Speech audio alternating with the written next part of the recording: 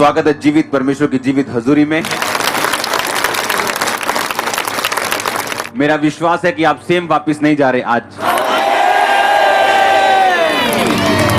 बैठ जाओ अपने शरीर में, अपनी बाइबल को अपने हाथ में लो और उसे उठाओ और बोलो, मैं खुदा के जीवित वचन से प्रेम करता हूं। उठाओ अपने हाथों में। मेरा जीवन इस पर निर्भर है। मैं अपनी आंखें इन वचनों की ओर लगाता हूं।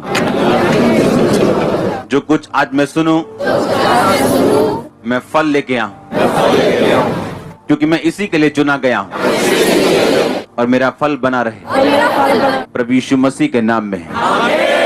तारीफ करो जोर से एक बार। आमीन आमीन। पहला कुरिन्थियों 14 उसकी 2 में लिखा, क्योंकि जो अन्य भाषा में बातें करता है वह मनुष्यों से नहीं परंतु परमेश्वर से बातें करता है, इसलिए कि उसकी बातें कोई नहीं समझता, क्योंकि वह भेद की बातें आत्मा में होकर बोलता। अपने पड़ोसी से बोलो, जो अन्य भाषा में बातें करता है वह परमेश्वर से बातें करता है। जो अन्य भाषा में बातें करता है वह अपनी ही उन्नति करता है। आमीन। पहला शमूएल उसकी 12 अध्याय उसकी 23 आयत। तब शमूएल नबी ने कहा, फिर ये मुझसे दूर हो कि मैं तुम्हारे लिए प्रार्थना करना छोड़कर यहोवा के विरुद्ध पापी ठहरूं। मैं तो तुम्हें अच्छा और सीधा मार्ग दिखाता रहूंगा। सब बोलो आमीन। मैं उन भविष्यद्वक्ताओं को पढ़ रहा हूं जो बाइबल के मेजर प्रॉफिट्स थे, जिनके जरिए परमेश्वर ने एक बड़ा चेंज और एक बड़ा काम किया। ये मेजर प्रॉफिट्स थे यिर्मयाह, यशाया, एलीशा, जिसे आप इंग्लिश में एलाइशा बोलते हो, एलिया, शमूएल, मूसा। ये बड़े भविष्यद्वक्ता थे जिनके द्वारा परमेश्वर ने काम किया। इसीलिए प्रभु यीशु मसीह, बाइबल में लिखा, जब पहाड़ पे थे तो मूसा और एलिया उनसे बात कर रहे थे। हालेलुया। यिर्मयाह 9 उसकी 1 आयत में लिखा, भला होता कि मेरा सिर जल ही जल और मेरी आंखें आंसुओं का सोता होती, कि मैं दिन रात अपने मारे हुए लोगों के लिए रोता रहता। इसके बाद मैं पढ़ूंगा पहला राजा उसकी 17 बाब उसकी 1 आयत। तिशबी एलिया जो गिलाद के परदेशियों में से था, उसने अहाब से कहा, इज़राइल का परमेश्वर यहोवा जिसके सम्मुख मैं खड़ा रहता हूं, उसके जीवन की शपथ इन दिनों में, इन वर्षों में मेरे बिना कहे ना तो बारिश आएगी ना तो ओस पड़ेगी। बाइबल के मुताबिक आप एक डिवाइन, ईश्वरीय किसी काम के लिए चुने गए और हर बंदे का काम अलग अलग है। आपका होमवर्क, आपकी असाइनमेंट जो है वो अलग अलग परमेश्वर ने आपको दी है, और ये असाइनमेंट आत्मिक है और आपको इसे पूरा करने के लिए आत्मिक चीजों की नॉलेज और समझ होनी चाहिए। अब अगर मैथ को सीखना है तो आपको फार्मूला सीखने पड़ते हैं, इंग्लिश को सीखना है तो आपको ग्रामर सीखनी पड़ती। अब आप ये बात जानते हो कि आप एक असाइनमेंट में हो, आप होमवर्क में हो, आप एक बुलाहट में हो कि परमेश्वर ने आपके जरिए काम करना है, और ये बुलाहट बिना आत्मिक तरीकों को समझे आप पूरा नहीं कर सकते। और आपको यह मालूम होना चाहिए कि जो बुलाहट परमेश्वर की परमेश्वर ने आपको दी है, चाहे वो किसी रूह को बचाने की हो, उसके फलों को दिखाने की हो, अपने दिक्कतों में खड़े रह के परमेश्वर के नाम की महिमा करने की हो, ताकि दूसरे लोग आशीष पाएं, कोई भी बुलाहट जो आपकी लाइफ में है, उसके पीछे आपकी ब्लेसिंग छुपी हुई।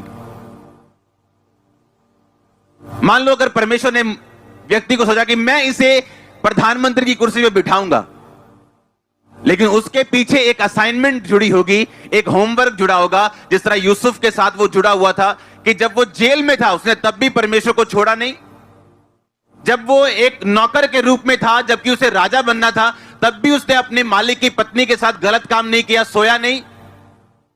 अपने दुखों में भी परमेश्वर के साथ खड़े रह के उसने अपने होमवर्क को पूरा किया, और उस होमवर्क के बाद परमेश्वर ने उसकी प्रमोशन की। आपको समझ आ रही मेरी बात? आपको एक होमवर्क दिया जाएगा, और उसे पूरा करने के लिए बाइबल ऐसा बताती है आपको गैर भाषा की जरूरत पड़ेगी। प्रार्थना गैर भाषा में, प्रार्थना अपनी भाषा में, ये दो चीजें हैं। इसलिए पौलुस ने कहा मैं आत्मा से प्रार्थना करूंगा और मैं बुद्धि से भी। इसका मतलब क्या?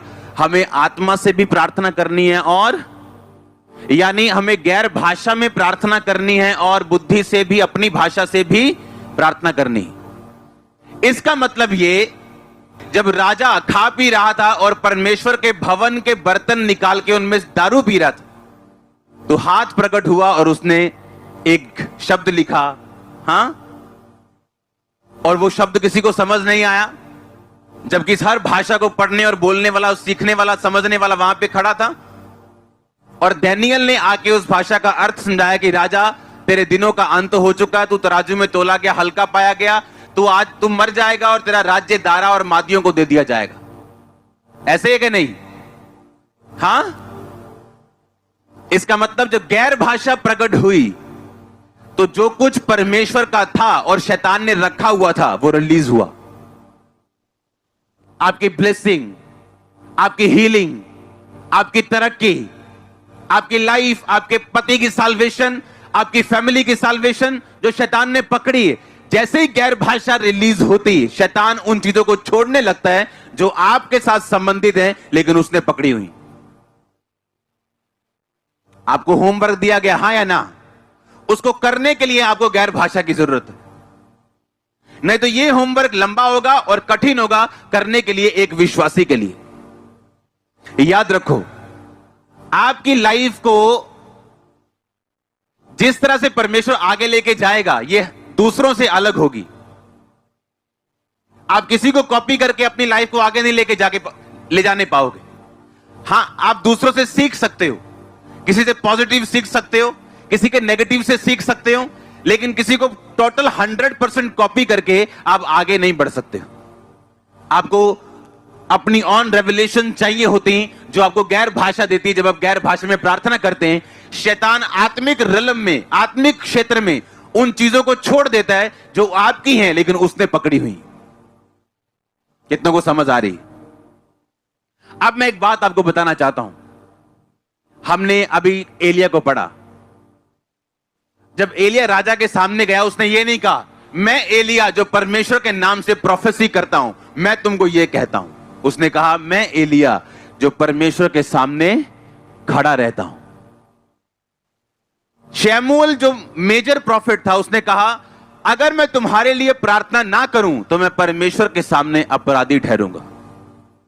दो, हां, यिर्मयाह कह रहे हैं काश मेरा सिर पानी का सोता होता, मैं लोगों के लिए रोता रहता, यानी प्रेयर। हर मेजर प्रॉफिट, हर बड़ा मैन ऑफ गॉड बाइबल में अपने वरदानों से नहीं, अपनी प्रार्थना से जाना गया है। जब भी उसको परमेश्वर ने इंट्रोड्यूस किया है, उसको प्रार्थना करने वाले एक इंसान के रूप में इंट्रोड्यूस किया। चाहे वो शमूएल था, चाहे वो एलिया था, चाहे वो यिर्मयाह था, चाहे जीसस क्राइस्ट थे, चाहे वो मूसा था। आप कोई बंदा पढ़ लो जिसको परमेश्वर ने हाईली यूज किया, वो प्रार्थना करने वाले व्यक्ति थे। याकूब में लिखा उसके 5 बाब में, एलिया भी तुम्हारे समान दुख और सुख भोगी मनुष्य था। जब उसने गिड़गिड़ा के प्रार्थना की कि बारिश ना आए तो बारिश नहीं आई, जब उसने प्रार्थना की बारिश आए तो बारिश आई। हर मेजर मैन ऑफ गॉड, हर बड़ा परमेश्वर का दास अपनी प्रार्थना की जिंदगी से जाना गया है, ना कि अपने वरदानों से। वो प्रोफेसी करते थे, हीलिंग करते थे, बड़े चमत्कार करते थे, हां करते थे, लेकिन उनका मेन काम था प्रेयर करना। आज एक बिलीवर, आपको यह समझ आनी चाहिए, बाइबल कहती है कलीसिया एक जगह उपवास के साथ प्रार्थना कर रही थी। मैं पढ़ता हूं इस प्रेरितों के काम, उसके 13 उसकी 1 आयत। लिखा, अंताकिया की कलीसिया में कई भविष्यद्वक्ता और उपदेशक थे। बोलो, भविष्यद्वक्ता और उपदेशक। जैसे बरनबास और शमौन जो नीगर कहलाता है, लुकियस कुरेनी और चौथाई देश के राजा हेरोदेस का दूध भाई मनाहेम और शाऊल, जब वे उपवास सहित प्रभु की उपासना कर रहे थे तो पवित्र आत्मा ने कहा, मेरे लिए बरनबास और शाऊल को उस काम के लिए अलग करो जिसके लिए मैंने उन्हें बुलाया है। बाइबल कहती वो उपवास सहित प्रार्थना और उपासना कर रहे थे, पूरी कलीसिया। और वहां पे लिखा कई भविष्यद्वक्ता थे कलीसिया में और कई उपदेशक थे, पर सब मिलके क्या कर रहे थे? और लिखा सब मिलके प्रार्थना कर रहे थे। और होली स्पिरिट ने कहा इन दोनों को इस काम के लिए भेज दिया जाए। आप इमेजिन करो, बड़े बड़े प्रॉफिट्स जिनसे खुदावन डायरेक्ट बात करता था, बिना प्रार्थना के चल नहीं पाते थे। सोचो आम बिलीवर क्या चलेगा? वो ईश्वरीय गाइडेंस, परमेश्वर की जिसे आप बोलते हो अगुवाई, उस व्यक्ति को कभी नहीं मिल सकती जो प्रेयर में नहीं है।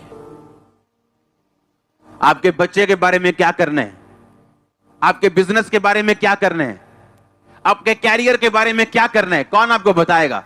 होली स्पिरिट बताता है आपको। आप प्रार्थना में रहते हैं और लिखा गैर भाषा में प्रार्थना करने में जो अगुवाई आपको मिलती, वो तो कमाल की बात है, वो तो सोने पे सुहागा है। क्योंकि लिखा जो गैर भाषा में प्रार्थना करता है वो अपनी उन्नति करता है, अपने शरीर की, अपने प्राण की, सोल की। डिप्रेशन आपकी सोल में होता है, आपके ब्रेन में नहीं। अगर ब्रेन में हो तो उसका इलाज हो जाए, और डॉक्टर डिप्रेशन का कभी इलाज नहीं कर पाते, आपको सिर्फ नशे की गोलियां दी जाती हैं। और जैसे ही आप गैर भाषा बोलते हैं, आपकी सोल पे काम होता है, आपके प्राण पे काम होता है और डिप्रेशन जाता है, अगुवाई मिलती है, नई चीजें आपकी लाइफ में होना शुरू होती, ईश्वरीय चीजों की एंट्री होना शुरू होती, डेविल अपनी चीजों को लेके बाहर जाता है। आप समझ रहे हैं मेरी बात को? आप जैसे ही गैर भाषा में बातें करते हैं, शैतान अपना सामान पैक करना शुरू करते हैं। उसे मालूम है जो कुछ परमेश्वर का है उसे वो छीन सकता है आपकी लाइफ से, उसे मालूम है। और इसीलिए राजा ने परमेश्वर के जो भवन के बर्तन थे, लिखा वो मंगवा के उनमें दारू पी। और जब गैर भाषा प्रकट हुई, सब कुछ न्याय के नीचे आ गए। और जैसे ही आप गैर भाषा में बातें करते हैं, आपकी लाइफ सीधा होना शुरू होती। जो कुछ शैतान का है वो जाना शुरू होता है, जो कुछ परमेश्वर का है आपकी लाइफ में एंट्री करना शुरू होता है। और ये एकदम से नहीं होता, क्योंकि हर बड़ी चीज की शुरुआत छोटे से होती है।